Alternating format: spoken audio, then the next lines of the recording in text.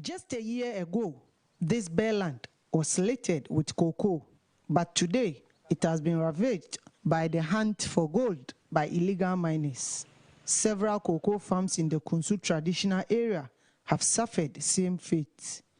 Akwesi Fodio has been growing cocoa for the past 20 years. Proceeds from the cash crop has been his main source of income until now. The father of 6 has leased part of his farmland to Galamsey operators. You see this piece of land, I took over about 300 million from it. Just 2 months. I built my own 2 rooms at Wadi Makasi, but I worked 20 years without buying even a single plot. Now I have my own premises. So I rely myself on the gold more than cocoa.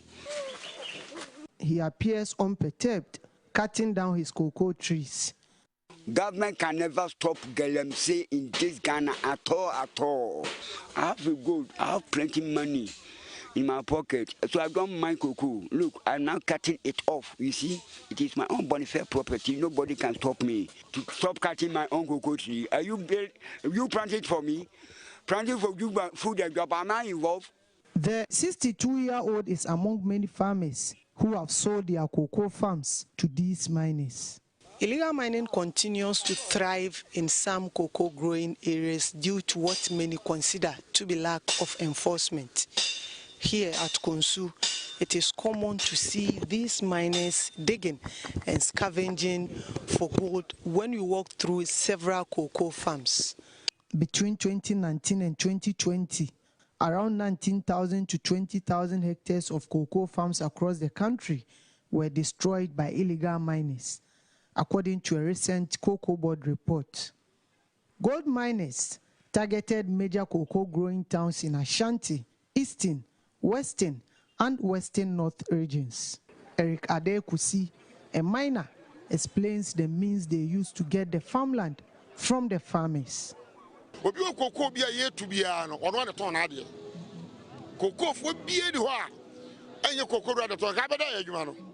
Every cocoa farm we work on is being sold by the owner.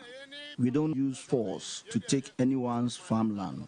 We just do everything possible to convince the owner to sell the farmland by giving him more money if we realize there is gold there. We sometimes go the extra mile to get the land by diverting a water body to destroy the farm.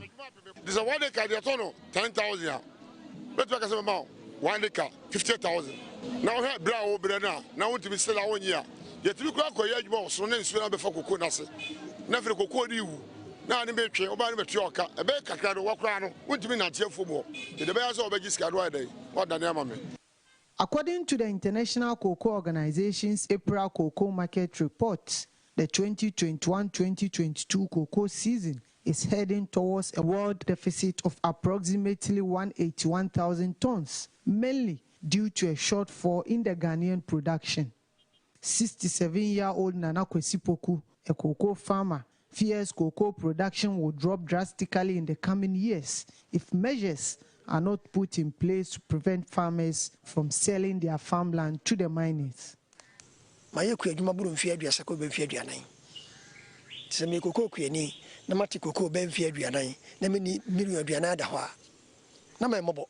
have done cocoa farm for close to 40 years, but I can't boast of having 4,000 cedis.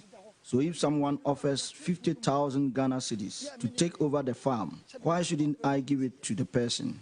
If government does not re-strategize and put in place measures to make the farming lucrative, cocoa production will decline drastically in the coming years.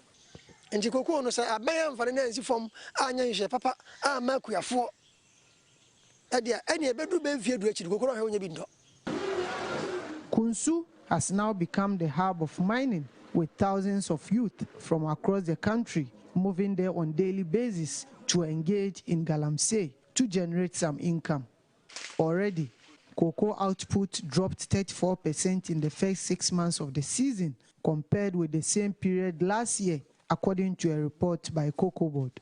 This means Ghana risks losing proceeds from its main cash crop and chief agriculture exports if Galamsey activities linger on. the sad reality is that cocoa cannot compete with gold in this area. Ibrahim Abubakar, TV3 News, Kunsu, Ashanti region.